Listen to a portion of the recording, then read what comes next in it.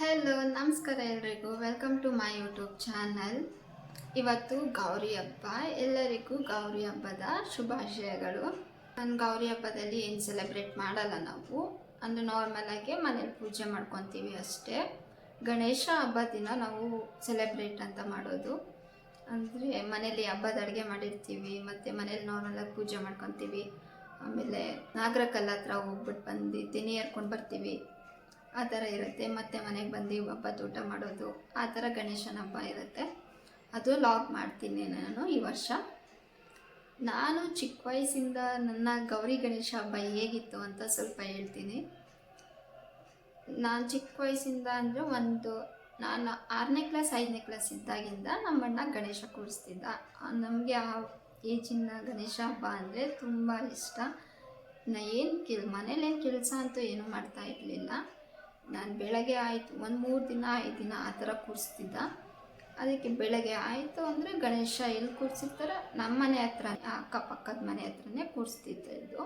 ಎಲ್ಲಿ ಜಾಗ ನೋಡಿಕೊಂಡು ಅಲ್ಲಿ ಬೆಳಗ್ಗೆ ಆಯಿತು ಎದ್ದು ಹೋಗು ಅಲ್ಲಿಗೆ ಇತ್ತು. ಸ್ಕೂಲ್ಗೆ ಹೋದರೆ ಸಾಕು, ಎಷ್ಟು ಗಂಟೆಗೆ ಬಿಡ್ತಾರೆ ಸ್ಕೂಲ್ ಅನ್ನೋದೇ ಟೆನ್ಷನ್ ಇರೋದು.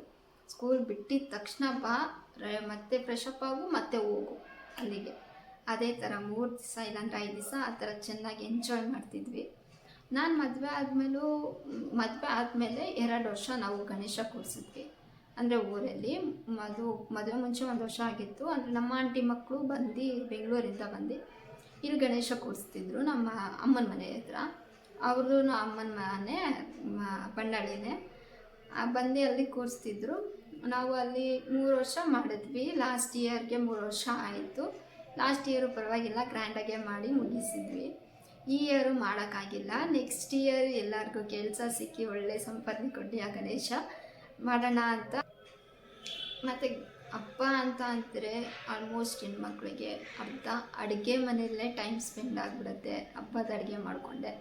ಅದಕ್ಕೆ ನಾನು ಇವತ್ತೇನು ಮಾಡ್ತಾಯಿದ್ದೀನಿ ಅಂದರೆ ಹಬ್ಬದ ಹಿಂದಿನ ದಿವಸ ಪ್ರಿಪ್ರೇಷನ್ ಅಂತ ಮಾಡಿಕೊಂಡ್ರೆ ಏನೆಲ್ಲ ಮಾಡಿಕೊಂಡ್ರೆ ನಮಗೆ ಹಬ್ಬದ ದಿನ ಅಡುಗೆ ಮಾಡೋಕ್ಕೆ ಸುಲಭ ಆಗುತ್ತೆ ಅಂತ ತೋರಿಸ್ತಾ ಇದ್ದೀನಿ.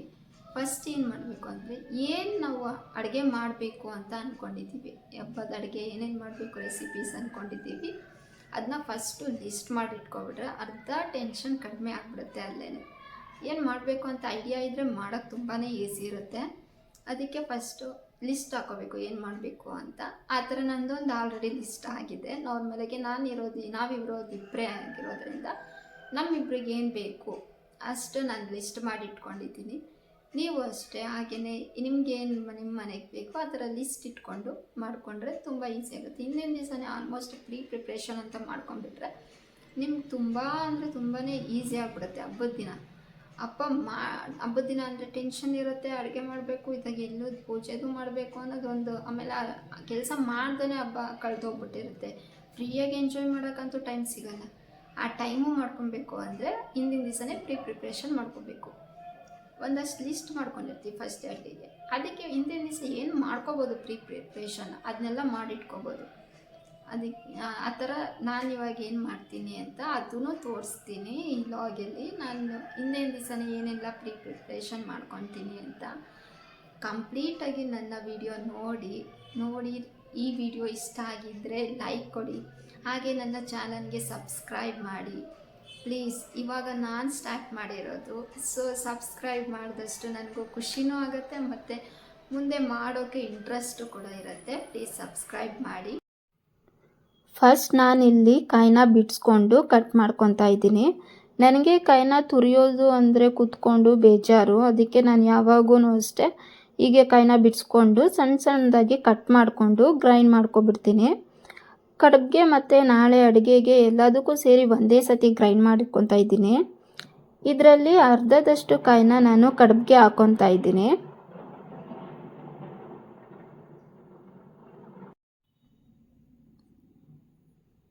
ಬೆಲ್ಲ ಚೆಚ್ಚಿಟ್ಕೊಂಡಿದ್ದೀನಿ.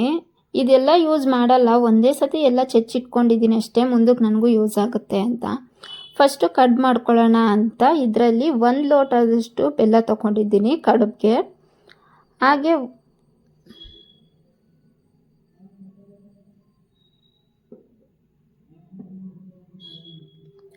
ಹಾಗೆ 1 ಹಿಡಿಯಷ್ಟು ಹುರ್ಗಡ್ಲೆ ತೊಗೊಂಡಿದ್ದೀನಿ. 1-2 ಏಲಕ್ಕಿ ಹಾಕ್ಕೊಂಡು ಗ್ರೈಂಡ್ ಮಾಡಿಕೊಂಡೆ.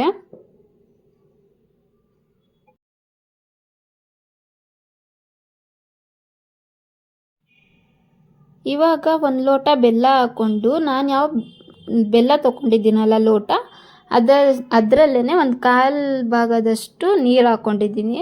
ಬೆಲ್ಲ ಎಲ್ಲ ಕರಗಬೇಕು ಫುಲ್ಲಾಗಿ. ಕರಗಿದ ಮೇಲೆ ಇದಕ್ಕೆ ನಾನು ಕಾಯಿ ಹಾಕ್ಕೊತಾ ಇದ್ದೀನಿ. ಕಾಯಿ ಹಾಕ್ಕೊಂಡು ಅದನ್ನೊಂದು 10 ನಿಮಿಷ ಹುರ್ಕೋಬೇಕು ಚೆನ್ನಾಗಿ. ಕಾಯಿನ ಹುರಿದಷ್ಟು ಚೆನ್ನಾಗಿರುತ್ತೆ, ಕಾಯಿ ಹುರ್ಕೋಬೇಕು ಚೆನ್ನಾಗಿ.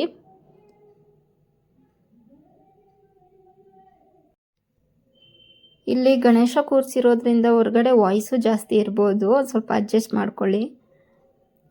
ಇವಾಗ ಕಾಯಿ ಹುರ್ಕೊಂಡಾದ್ಮೇಲೆ ಅದಕ್ಕೆ 1 ಸ್ಪೂನಷ್ಟು ಗಸಗಸೆ ಹಾಕ್ಕೊತಾ ಇದ್ದೀನಿ. ಗಸಗಸೆ ಹಾಕ್ಕೊಂಡ್ಮೇಲೂ ಅಷ್ಟೇ 1-2 ನಿಮಿಷ ಹುರ್ಕೋಬೇಕು. ಅದಾದಮೇಲೆ ನಾನು ಗ್ರೈಂಡ್ ಮಾಡಿ ಇಟ್ಕೊಂಡಿದ್ನಲ್ಲ ಹುರ್ಗಡ್ಲೆ, ಅದನ್ನ ಹಾಕ್ಕೊತಾ ಇದ್ದೀನಿ. ಅದನ್ನೂ ಹಾಕ್ಕೊಂಡು ಅಷ್ಟೇ 1-2 ನಿಮಿಷ ಹುರ್ಕೋಬೇಕು. ಇಷ್ಟು ಮಾಡಿದ್ರೆ ಕಡುಬಿಗೆ ರೆಡಿ ಆಗುತ್ತೆ. ಇವಾಗ ನಾನು ಬೀನ್ಸ್ ಎಲ್ಲ ಬಿಡಿಸಿ ಇಟ್ಕೊತಾ ಇದ್ದೀನಿ. ಬಿಡಿಸ್ಬಿಟ್ಟು ಹಾಗೆ ಕಟ್ ಮಾಡಿ ಇಟ್ಕೊತಾ ಇದ್ದೀನಿ ಬೀನ್ಸ್ ಪಲ್ಯಕ್ಕೆ.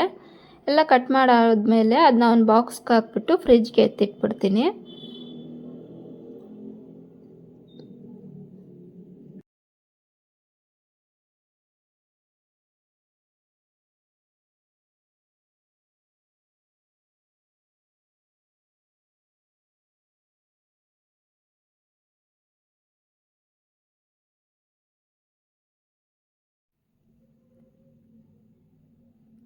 ಇವಾಗ ಸಾಂಬಾರಿಗೂ ಅಷ್ಟೇ ವೆಜಿಟೇಬಲ್ಸನ್ನು ಕಟ್ ಮಾಡ್ಕೊತಾ ಇದ್ದೀನಿ. ಅದನ್ನು ಅಷ್ಟೇ ಹಂಗೆ ಕಟ್ ಮಾಡಿಬಿಟ್ಟು ಬಾಕ್ಸ್ಗೆ ಹಾಕಿ ಫ್ರಿಜ್ಗೆ ಎತ್ತಿಟ್ಬಿಡ್ತೀನಿ. ಇದೆಲ್ಲ ಆದಮೇಲೆ ನಾನು ತಂಬಿಟ್ಟು ಮಾಡಿದೆ, ಆದರೆ ಆ ವಿಡಿಯೋ ಮಿಸ್ ಆಗಿದೆ, ವಿಡಿಯೋನೇ ಆಗಿಲ್ಲ. ನಾನು ಆನ್ ಮಾಡಿದ್ದೀನಿ ಅಂದ್ಕೊಂಡು ಮರ್ತೋಗ್ಬಿಟ್ಟಿದ್ದೀನಿ, ಆನೇ ಮಾಡಿಲ್ಲ. ಆಮೇಲೆ ಕಡಲೆಕಾಳನ್ನು ನೆನೆಸೋಕೆ ಇಟ್ಟೆ. ಇಷ್ಟೆಲ್ಲ ಕೆಲಸ ನಾನು ನೈಟೇ ಮುಗಿಸ್ಕೊಂಡೆ. ಇಷ್ಟೆಲ್ಲ ಕೆಲಸ ನೈಟ್ ಮಾಡ್ಕೊಂಡಿರೋದಕ್ಕಿಂತ ನಾನು ಬೆಳಗ್ಗೆ ಆರಾಮಾಗಿ ಎಲ್ಲ ಅಡುಗೆ ಕೆಲಸನೂ ಮುಗಿಸ್ಕೊಂಡೆ. ಆ ವಿಡಿಯೋನು ನೆಕ್ಸ್ಟ್ ಹಾಕ್ತೀನಿ ನೋಡಿ. ಈ ವಿಡಿಯೋನ ನಾನು ಇಲ್ಲಿಗೆ ಎಂಡ್ ಮಾಡ್ತಾಯಿದ್ದೀನಿ.